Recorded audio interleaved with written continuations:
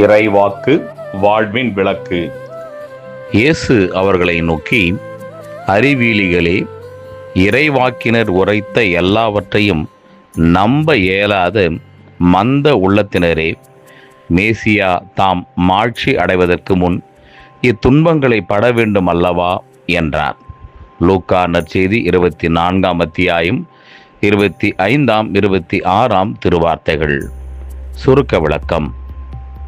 திருமறையின் போதனைகளை சரியான விதத்தில் புரிந்து கொள்ளாத, கற்றுக்கொள்ள விரும்பாத, அதே நேரத்தில் எல்லாம் எமக்கு தெரியும் என்ற கர்வமும் பெருமையும் உள்ள நம்மை அறிவீலிகளே, மந்த உள்ளத்தினரே என்று ஆண்டவர் இயேசு அழைக்கிறார்.